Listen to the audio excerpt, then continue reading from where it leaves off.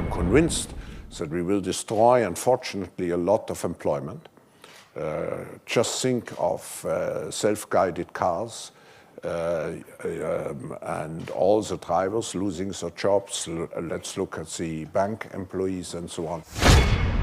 If you're left behind, you're facing something far worse, which is to be completely irrelevant. They won't even need you as a serf or as a slave. We have seen big leverage in terms of, the open interest in the perpetual swap contracts compared to the amount of Bitcoin out there. It looks like the market's preparing for a lift. What do you see in terms of the price? Oh, I agree. We've been doing this for 10 years, and we've been through 3 big bear market cycles. And on average, they lasted 220 days. And that's basically what we just had. So I actually think we hit the lows in June that we'll see, and then we're on to the next bull market. And hey, it might be rocky and might take a while to get going, but I think that we're on to the next leg of a rally. And where will that bring us to, Dan? What's your target for year end and then 5 years out?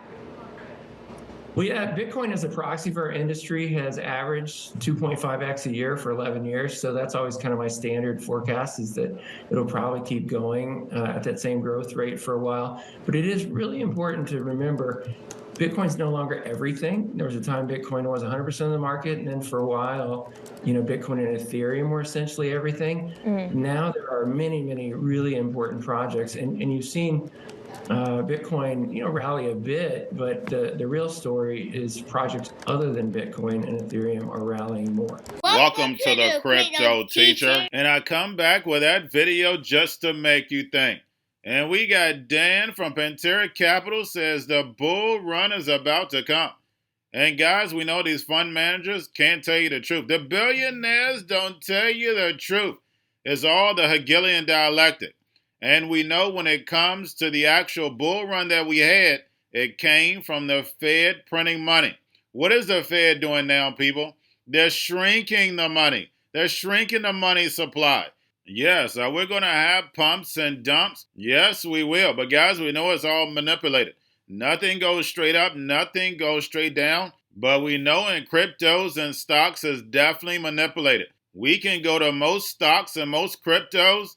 Over the last 2 years, they're going to have the same chart. An algorithm has been running it all. Now, we know this is Shemitah year. We have midterms right around the corner. So then therefore, guys, they can put their foot on the Hegelian dialectic. 2023, we're definitely going to run into some hard times. We know for a fact that they're going to have to admit that we're in a recession. We're already in one, but they're going to admit it next year. So therefore, these corporations can start cutting back. And we have Mark Cuban on taxes. And guys, we know these corporations don't pay taxes. We've known this for years. They brag about it on television. They have so many loopholes, they don't pay anything. And now they're going to be paying a 15% tax. And we know who's going to end up paying it. That's right.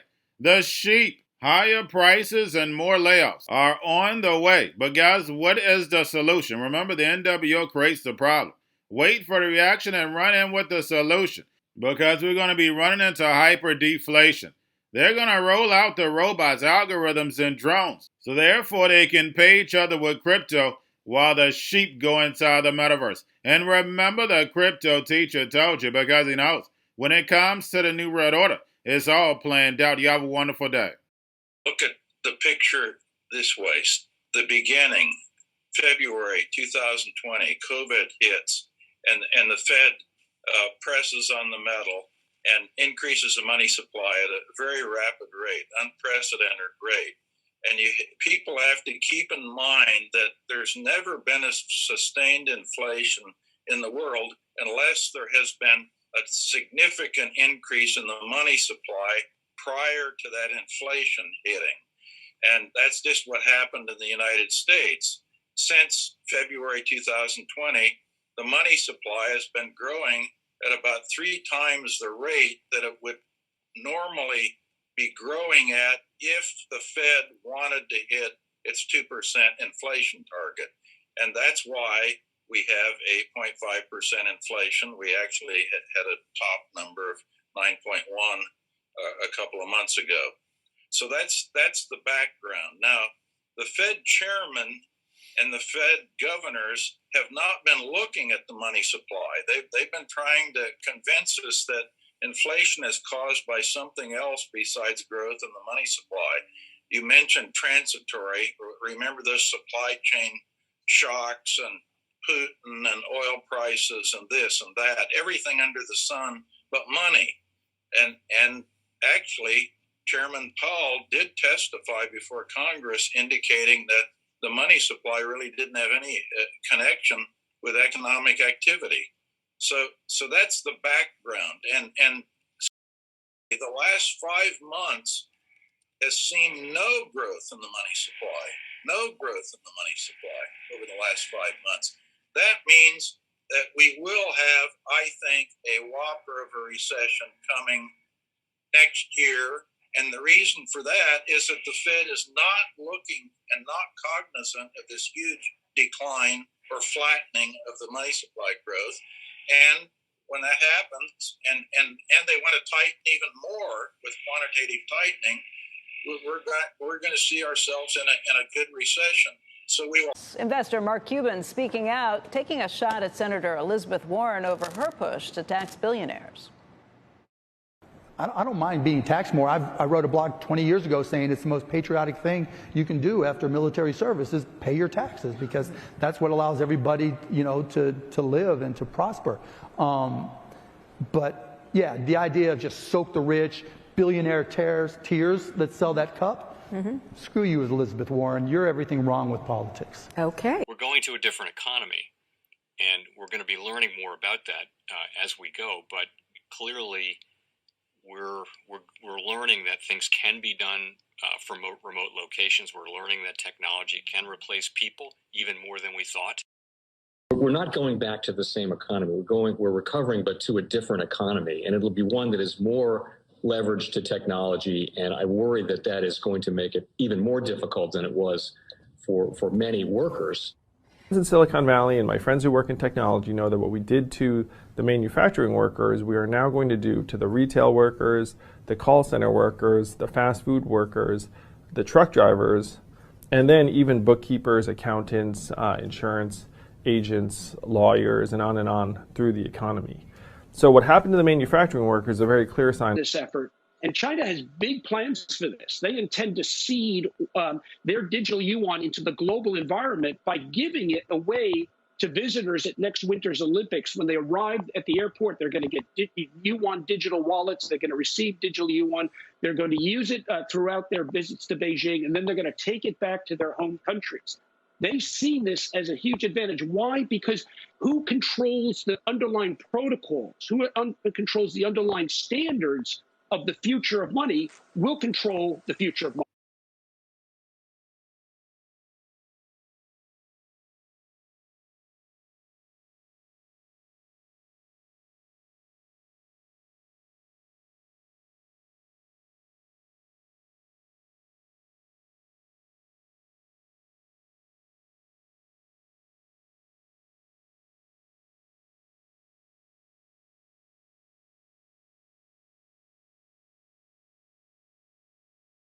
Most powerful person in the world is the storyteller. The storyteller sets the vision, values, and agenda of an entire generation to come. Steve Jobs. And guys, you know I truly believe in this. When you look at the New World Order, they're the storytellers. And that's the reason why I wrote my New World Order book. But guys, now it's time to change the current generation. And I wrote 3 kids' books. You know, I love the Trinity because I understand the power that's in it. So I have 3 books. We have an opportunity to change the generation, to educate, not just me, but I want to show you that I take action on a daily basis. And I want you to take action on a daily basis. Whether it's your job, whether it's in your community, we have an opportunity right now to educate the masses. I posted this on my Twitter account. Please share, but this is a short clip of the 3 books. There's going to be a clothing line and action figures. Please get these books for your kids, nephews, cousins, friends, so therefore we can start the re-education now. Because as we see, The fourth industrial revolution foundation is definitely here. Robots, algorithms, drones, taking humanity out the picture. We have to re-educate. But let's get into the video. Part 1. King Joshua and Grandma Tam save the village. Part 2. King Joshua and Grandma Tam save New York from COVID Stories 3. Part 3. King Joshua and Grandma Tam goes to China. It's mandatory to get part 1, part 2, and part 3 of this series. It's time to re-educate Generation Z.